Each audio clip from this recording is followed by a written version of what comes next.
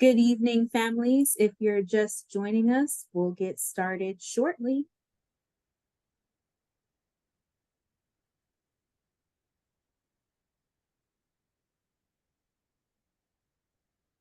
Welcome, families. We'll get started shortly.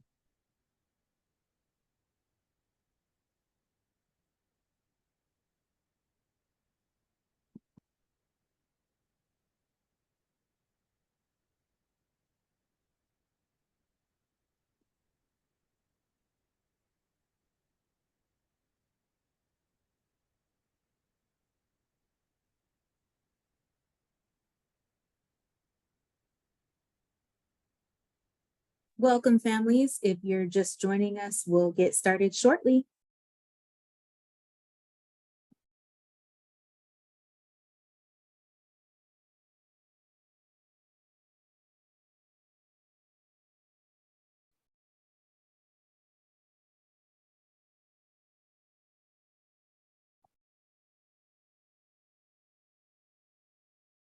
Welcome, families. We'll get started shortly. Thanks for joining.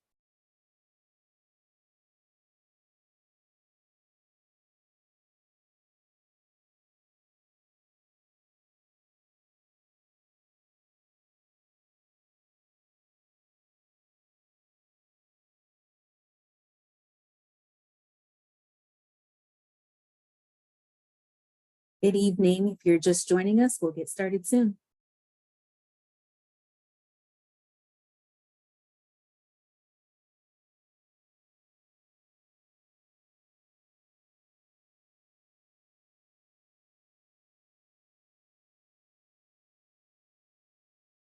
Welcome, families. If you're just joining us, we'll get started shortly.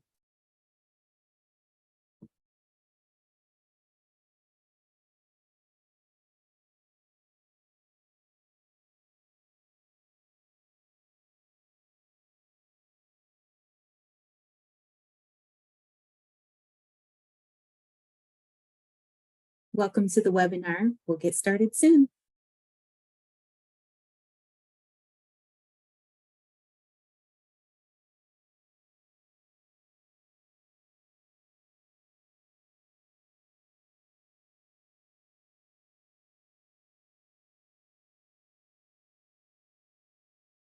If you're just joining us, we'll take one more minute to get started.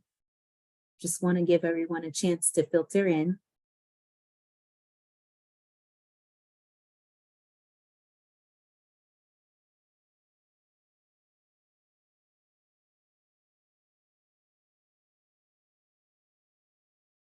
Good evening, welcome. If you're just joining us, we'll take one more minute.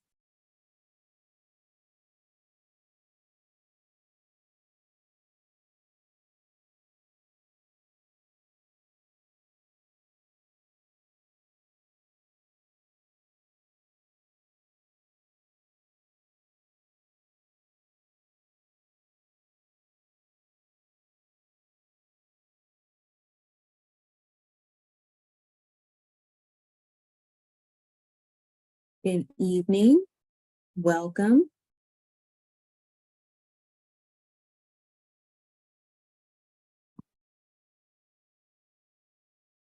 All right, we're going to go ahead and get started. So, good evening, families, and welcome to Supporting Your Stressed Student, part of the Family Webinar Series. Thanks for joining tonight and supporting our Eagles.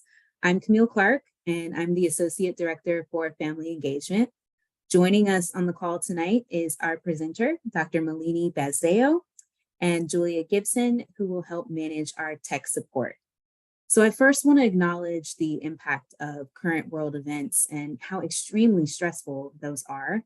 We know that you have questions, we know that you have concerns, and I want to announce to you that we will be holding a safety webinar with senior administrators to help answer those questions next week. So we will send you the invitation to register for it, but I wanted to make sure that that was on your radars because that is a very important topic and a conversation to have. Tonight's webinar is one that we do every year on how the AU community and parents and families can support our Eagles through a host of stressors that they may experience in their college journey. So I'm really happy to have Dr. Bazdeo with us to discuss these support strategies. A little bit on Dr. Bazdeo. She is a licensed clinical psychologist at the Center for Wellbeing Programs and Psychological Services. She oversees outreach and programming for the WBC, as well as prevention services, including alcohol and other drug support in the peer health education program. She also provides individual and group therapy, crisis intervention, and supervision. Before I toss it over to Malini, I do have a couple of notes for you. The first is that the session is being recorded, and we will share the recording with you just as soon as it's available. The second is that we will have a Q&A session at the end of this presentation. We've received your pre-questions, and you are welcome to submit a question anytime using the Q&A box at the bottom of your screen. So with that, I will have Dr. Bazdeo take it away. Thank you very much for that introduction, Camille. All right. So to get us started, during this presentation, I'm going to be speaking about common stressors that students at universities face. I'll speak about the Center for Wellbeing Services and briefly touch on some other campus resources that you might find helpful to know about. I'll speak about how families and parents can support stressed students, and then, as was stated, we'll have some time for Q&A as well. Okay. So college can be a very stressful time with a lot of different things happening at once. Some stressors are related to the university itself, including things like finances. Students have to worry about keeping grades up and managing completing assignments with studying for exams and all of the other parts of life outside of academics as well. There's also the social aspect of college, like making new friends and building community on campus, which can involve learning how to live with someone new, finding clubs and other social groups on campus that feel like a good fit for the student, and just navigating how to spend your time outside of academics to engage in self-care and sort of figuring out what does self-care mean for me. There's also the personal development that happens during college. This is a time where students form their adult identities, their professional identities, and they develop a sense of self as they prepare for what comes after college. And at times, these different aspects can come crashing into each other, creating stress and sometimes distress for the student. I know there's a lot on this slide, but I'm going to spend a good amount of time here talking through this. So the Center for Wellbeing is the hub for wellness and psychological services here at AU. We have a very diverse staff, which mainly consists of clinicians and other wellness specialists. And to get us started in talking about our services, I'll start off with the psychological services side of that very long name. There are three main psychological services that we provide. The first one is individual therapy. So we provide up to 8 sessions of weekly individual therapy per academic year for students who are an appropriate fit for treatment within that time frame. And many students find that their concerns can be addressed in time-limited therapy. However, we may refer students to off-campus resources depending on needs, such as students who might need specialized care, or students who are just interested in longer-term individual therapy. The next service that we provide is group therapy. So groups typically run for the whole semester, and students can choose to attend group for as long as they would like. So if a student attended group in the fall and they really enjoyed what they got out of that space, then they could definitely return for the spring. Some examples of groups that we offer are Understanding Self and Others, which focuses on building stronger relationships, and some themes like trust and anxiety and isolation.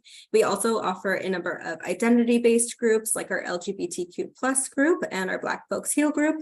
And then we also offer skills-based groups that sort of lean a little bit more into the realm of workshops, which are for learning how to manage symptoms of anxiety and depression. I also want to speak briefly about single session appointments, which are for students who could use some support from a professional on a specific topic, but they aren't necessarily interested in a full course of therapy. So some examples of topics that a person might bring into a single session appointment would be knowing that they only want community referrals and are just looking for some support in that, or managing a conflict with a romantic partner or roommate. So single session appointments are for moments in time in the student's life and aren't appropriate for students who are in a crisis.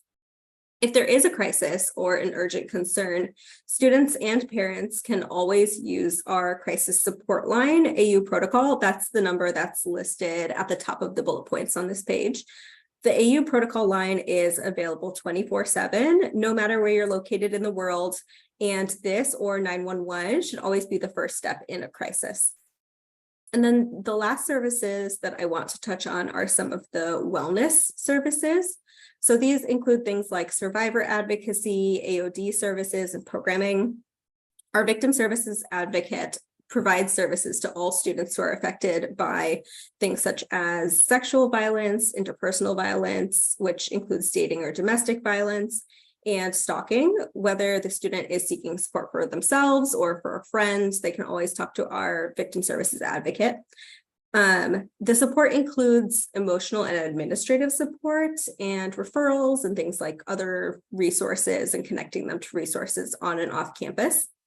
AOD stands for alcohol and other drugs, and our AOD specialist provides consultations about recovery and psychoeducation about substance use and harm reduction, and he also provides referrals to services. And then we also have a peer health education program, which is an awesome group of students who have typically an interest in public health and help to promote initiatives around things like AOD and stress reduction and reproductive health around the university. If you feel like your student might be interested in being involved with something like this, we do start accepting applications for new members in March. And then I noticed that I skipped over our mobile apps, so I'll just talk about those really quickly. So You at American is an online resource that is available to American AU students. And folks can use that to set different goals for themselves. Like, for example, a student could go into the platform and say, I really want to work on procrastination. And then You at American will provide a list of different action items that they could use, a list of different things that they can try. It's also a resource hub. So folks can go on to You at American, put in the thing that they're wanting support in, and then we'll get a list of different resources on campus that would be a help. And then TELUS Health Student Support is an app that students can use if they would like to chat or do calls with a clinician outside of our services. It was really something that we first started using because of access to services for students who are studying abroad. Students can use the TELUS Health Student Support app from anywhere in the world. And they can find that app just by typing student support into the App Store on any platform. One thing that I really want to stress is that our services are all free and confidential. And then the crisis support line is listed on that first line again. And then the number on the left is our center's front desk number. So that can be used to schedule psychological appointments. The typical wait time for appointments is around 3 to 5 days. It's actually a little less right now. And we usually don't have a wait list to initiate services unless the student has a really specific request, like they want to work with a specific clinician, and then they usually will opt into waiting in order to work with that person. And then I will just share that this year we've been providing services both via telehealth, so virtually and in person.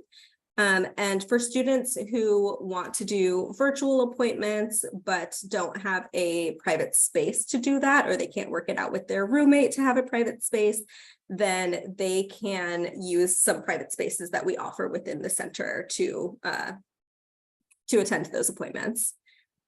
Anything else that I want to say around this? For the wellness services outside of psychological services, such as the advocacy and programming and AOD services, students can visit our website to book an appointment. And then the last thing that I want to point out is the QR code there, which will pull up a digital copy of our crisis resource card, which is a good thing to have on hand when you might need it.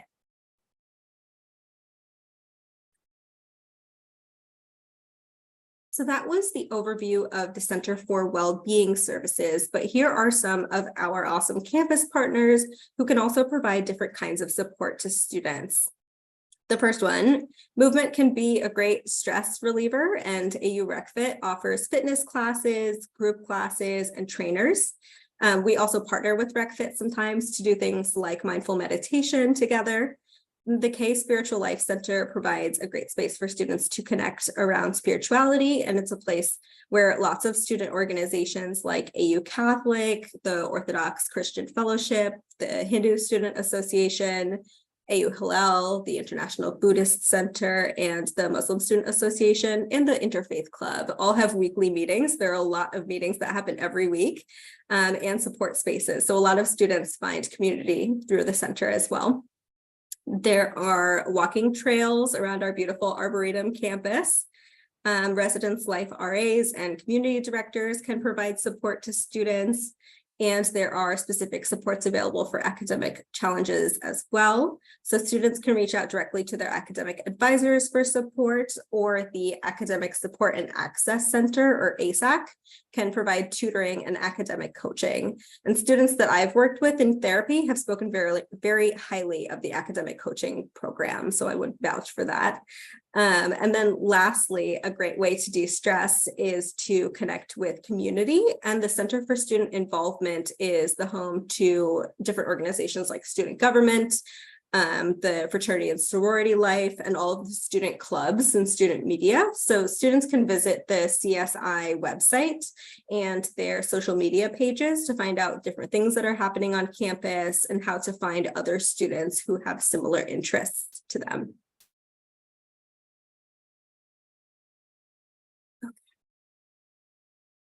So that was a lot of information about the university. So now let's talk about how to support your stressed student, and then we can move into some Q&A. So first, I want to emphasize that stress is an inherent part of adjustments and of change, and of rigorous academic settings like American University. And stress actually plays a very important role in functioning.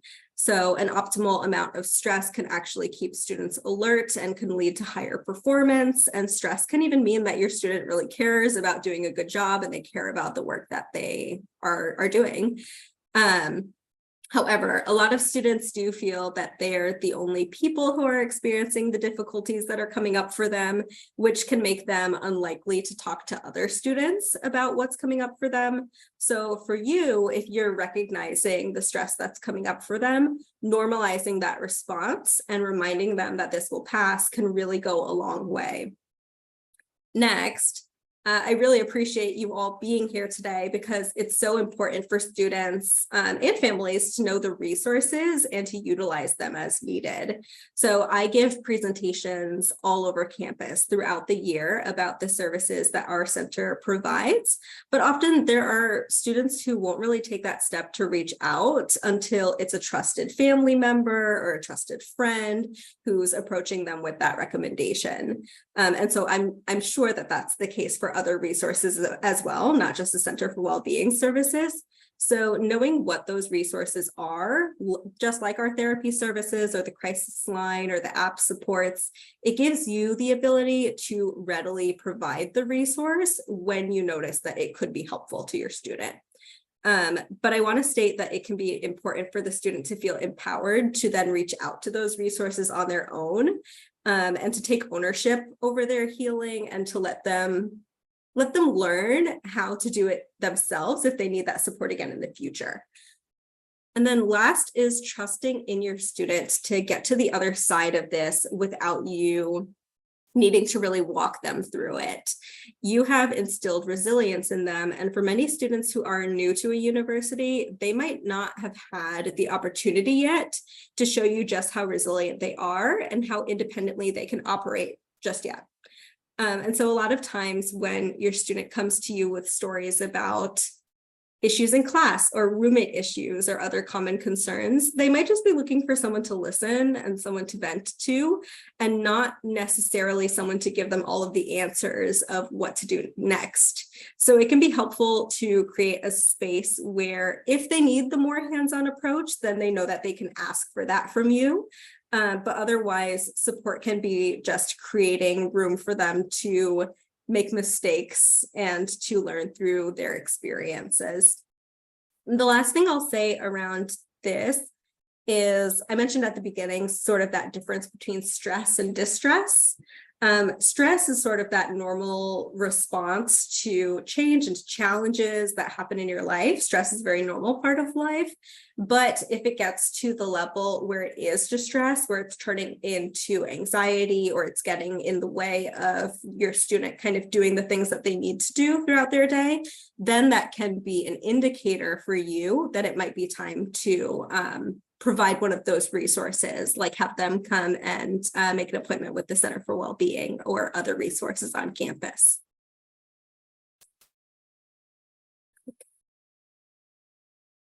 Thank you so much, Moini. I do want to share our parent and family engagement slide. So as always, our website is here. You can also find our Facebook page for parents and families. We do send out our family update 1 to 2 times a month. We just had Family Weekend. Save the date for Family Weekend 2024. It'll be September 27th through the 29th. We have live webinars that happen throughout the fall and the spring semester to help equip you with ways that you can best support your Eagle on campus. We have dedicated staff such as myself, Karen, our director, Amanda Dowd, and Amy Neal. And then you can email us anytime at auparent@american.edu. So with that, I want us to move into our Q&A portion. So I mentioned this already, but we did receive all of your questions that you submitted as part of your registration. And I did group those based on themes. And many of those were covered by our presentation, which is great. But as a start, I want to ask you, how are students made aware of the resources that you all provide? Mm-hmm. So students are made aware in, I would say, a lot of different avenues. So the first one is that there are presentations like this that happen all the time for students. We do a lot of presenting and a lot of tabling around campus and things like that right from orientation week. And then we tend to have a pretty strong presence throughout the community just with doing lots of programming. We tend to do upwards of 20 to 30 programs every month. So we are definitely around campus and folks do tend to know about us. And then also I think we collaborate a lot with other campus partners and with faculty and staff. So folks will usually reach out to me as the programming director to say, I see this thing coming up in my class or this thing coming up with my group of students. I would love if we could put a program together around that, and then we'll do that. And that's another way to get our services out, because even if I am or a member of the team is presenting on a specific topic, we will always also plug what our services are and how students can use them. I will also say that students these days, more and more students these days just find it so much more easy to navigate websites and find information digitally. And so a lot of students do follow us on social media, and they will contact us through the websites and say that they found us via the website or things like that. Mm-hmm. Great, thank you. We got quite a few questions from parents and families on how they could best support their student through stressful situations. So I'll start off with a couple. One, how can you help an overwhelmed student from a distance? And another, can you give some examples of what to say during phone calls from, a student calling their parent or family member, sharing that they're overwhelmed or that they're stressed? Are there some things or talking points that you recommend? Sure. I think to start off with how to help an overwhelmed student from a distance, I think with technology, there are ways that we can be very present in each other's lives, even if we are from a distance. So some of those things that I talked about before would still be useful in using some of those basic skills around connecting with your student. And if you feel like your student could use a tighter support network here in DC, the resources are definitely available. As long as your student is wanting this and reaches out, they will have people who are reaching out to them and following up on campus. I'm thinking for myself personally, anecdotally, that last year, a large portion of my client caseload from students I work with at AU were international students who didn't have many local supports when they first started at AU. And we were able to work together to build supports both in bolstering the student to find their group on campus and to figure out how they could connect with the different resources. So they're having support from this side as well. And then the second question, this was some things of what to say during phone calls when the student's stressed. So I would say that, again, this goes back to my slide on supporting stressed students and that piece of just being there to listen. I would say that active listening skills, like showing that you're paying attention, asking open-ended questions, normalizing, even if you're comfortable sharing your own experiences with managing stress, that can really go a long way. And again, they might not be calling you because they need specific advice, but it's good to know the resources that are available on campus if they need them. And then with first years, especially, sometimes that can be advice on things that maybe you wouldn't expect, like how do I figure out an eating schedule that works for me around my classes, or how do I do my own laundry actually? And so anticipating some of those questions and also conveying to them that there isn't a question that's too silly can also be really helpful. Great, thank you so much. So, who do parents reach out to if they're concerned about their child's mental health while at AU? Okay.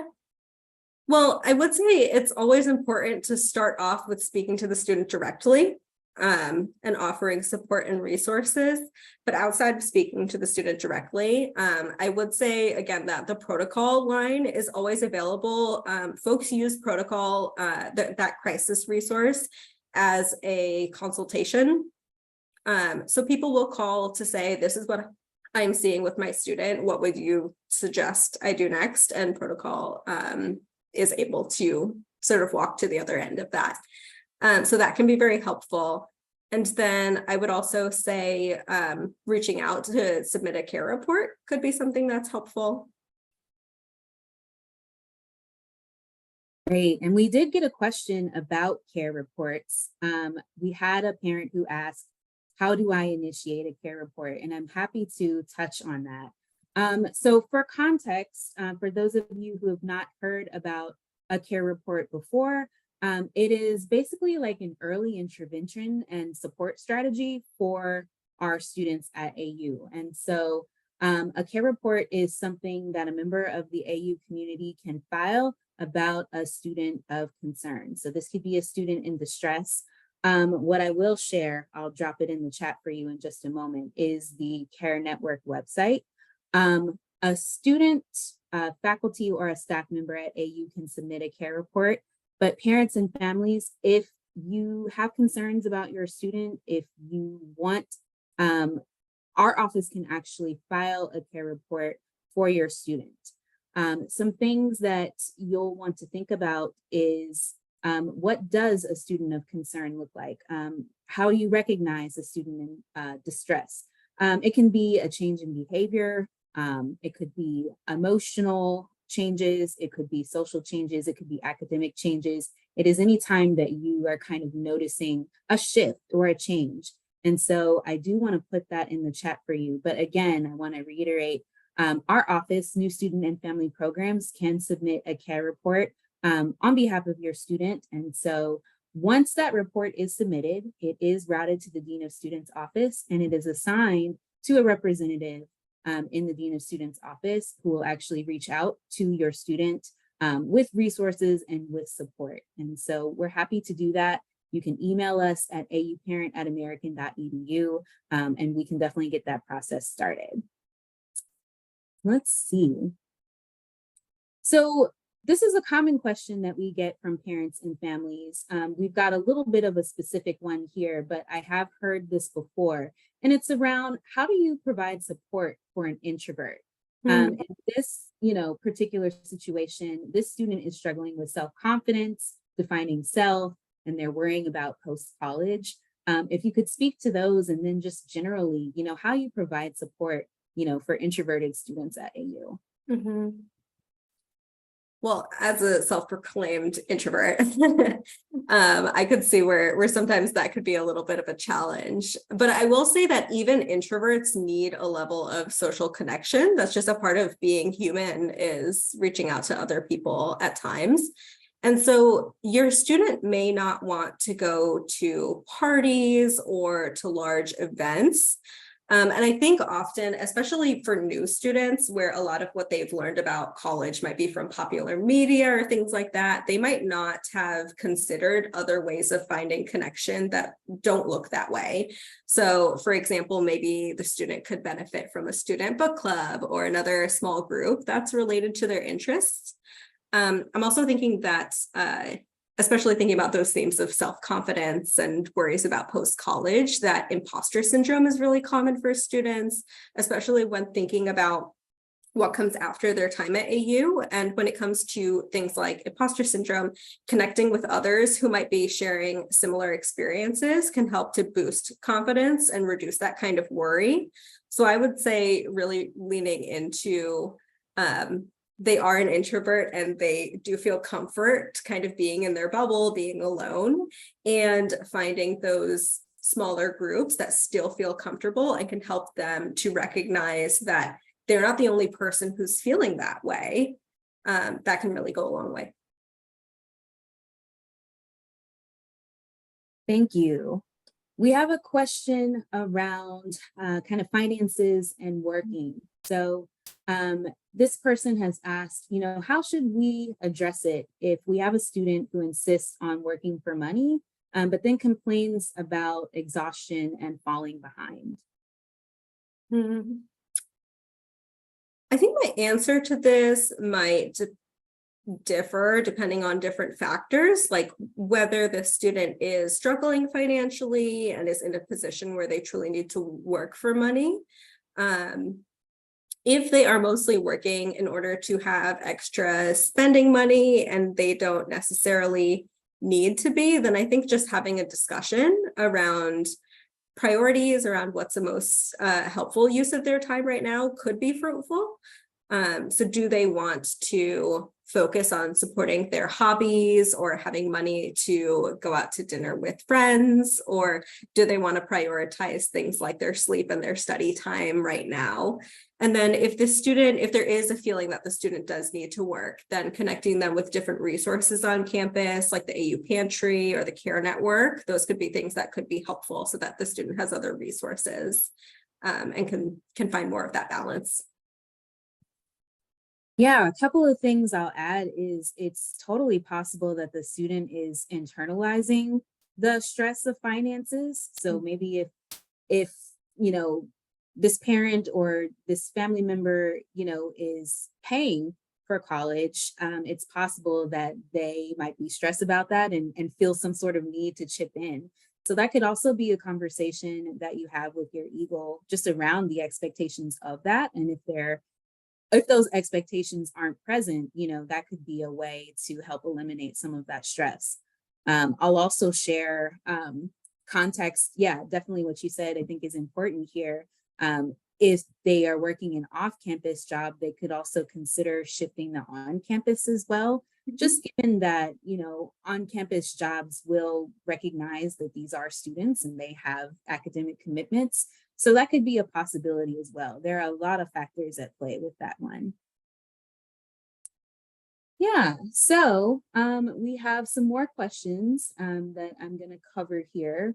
One of the questions is around insomnia. So a parent has shared that their student is dealing with worsening insomnia.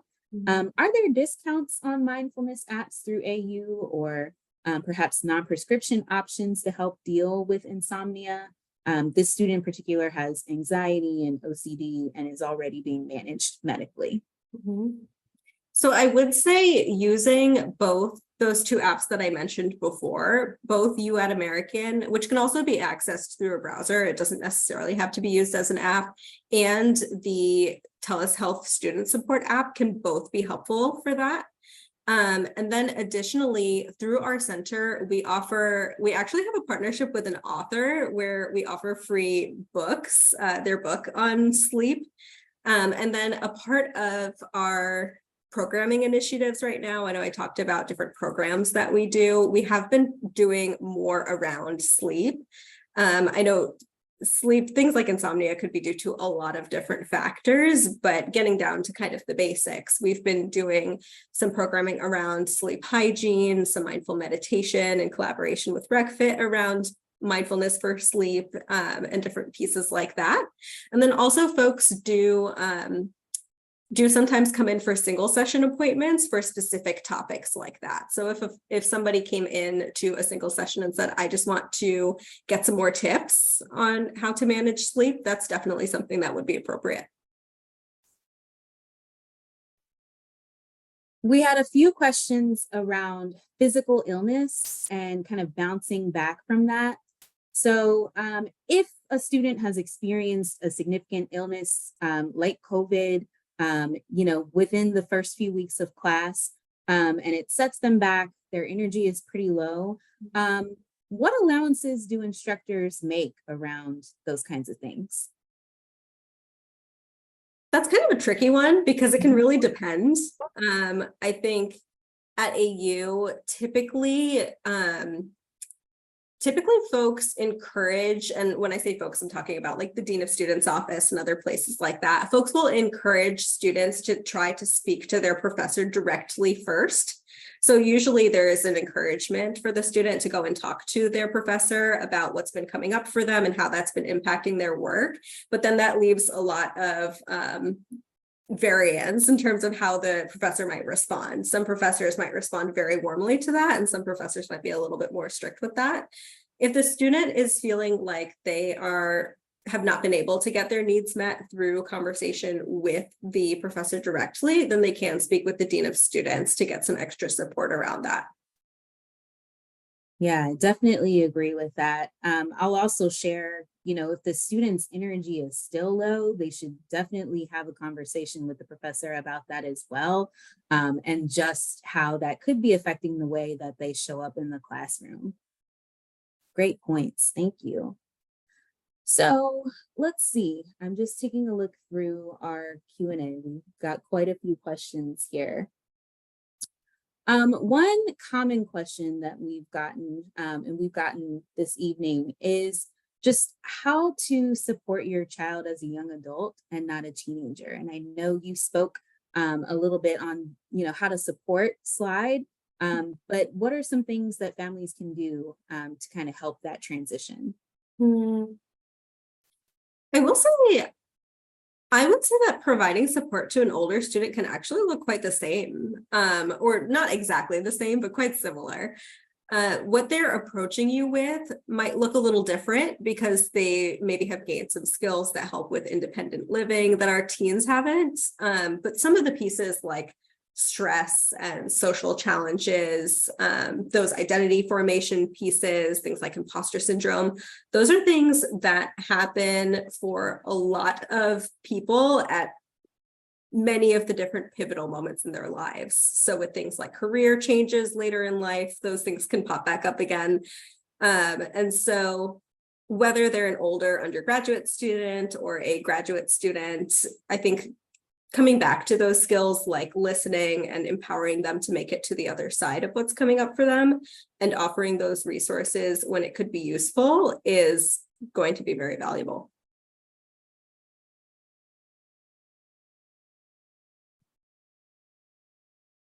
I was muted, rookie mistake.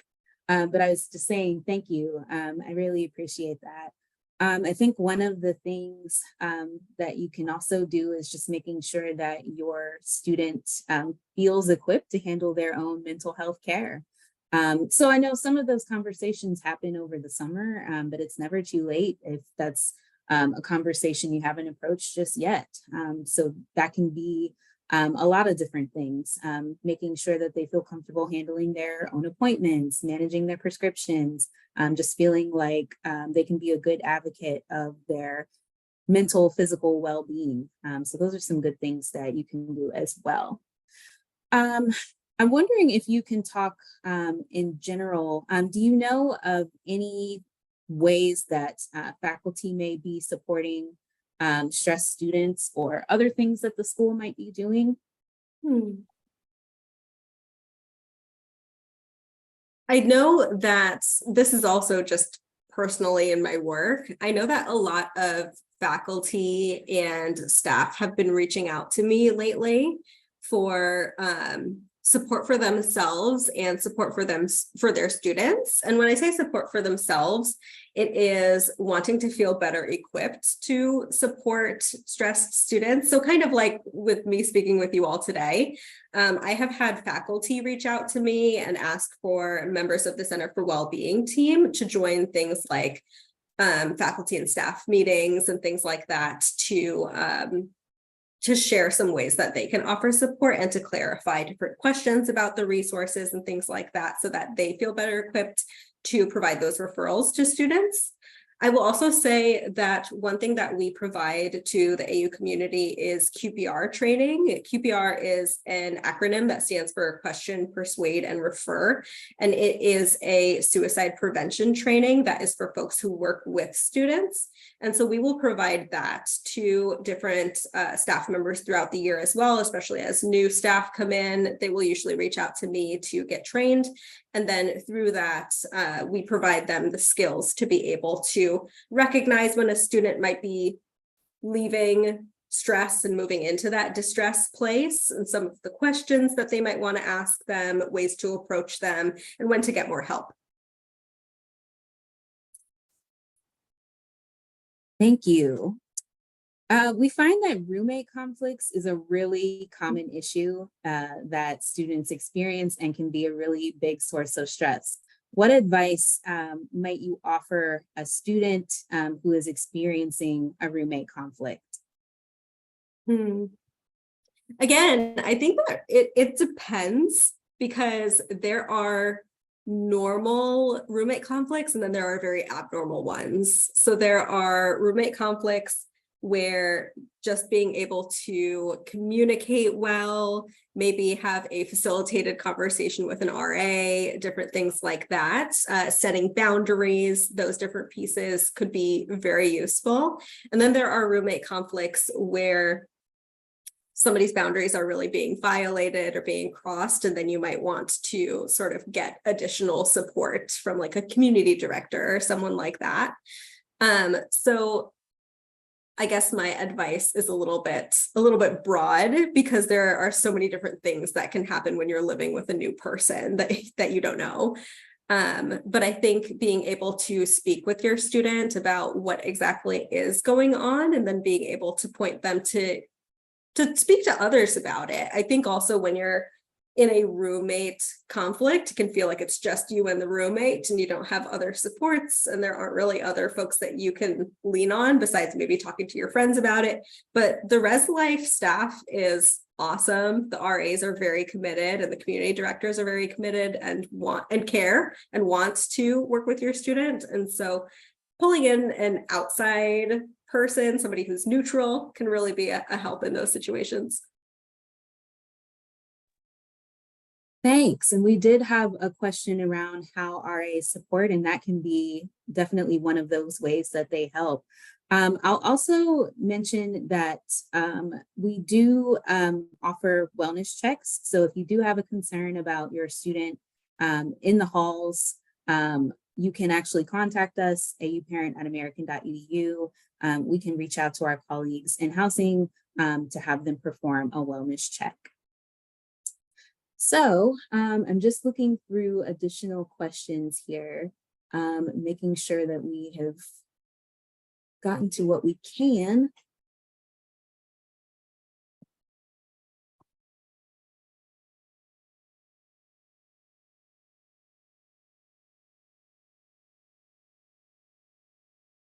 Oh, I do notice that we do have a question, just general around final dates, times, when those are posted and when those are determined. I will put those in the chat. It looks like this parent or family member is looking to see how they can best support their student during finals week. And that can definitely be a source of stress as well, given that we are in the last about month and a half of the semester. So I'm happy to post that schedule in the chat for you. Finals week is posted, but I do encourage you to connect with your student first before arranging any kind of travel, just to know, make sure that your student is aware of all of their final exams and things that they need to do before they leave campus for the semester. I think some ways that you can support students through finals week is encouraging them to, one, make sure that they have taken a look at their syllabi. All of their final exam dates and times are posted there. But another way is to just send an encouraging note. I think encouraging words are great for our students to hear. If you are interested in sending a care package around final exams, maybe you can ask them what some of their favorite study materials are. You could send some flashcards, good brain food, things like that.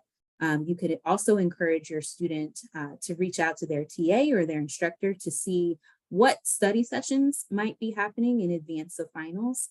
So those can happen, within the week leading up to the exam or a few days before the exam, where a student can actually go in and learn a little bit more about the material that will be covered on the exam itself. And even informally, they can actually reach out to their students, their classmates, to see what kind of study sessions are happening on campus.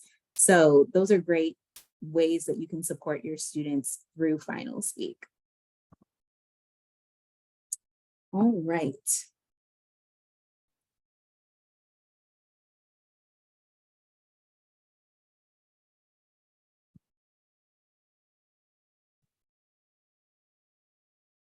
So Malini, I'm going to ask you if there are any last thoughts or comments that you want to share just in general about your office or about how we can best support our stress eagles. Yeah, I just want to say thank you to everyone who attended today. Please reach out to us. Please check out our website. A lot of additional information about everything that I mentioned today. It's kind of expanded on in the website, and there are full descriptions of the different groups that we offer and different pieces like that as well.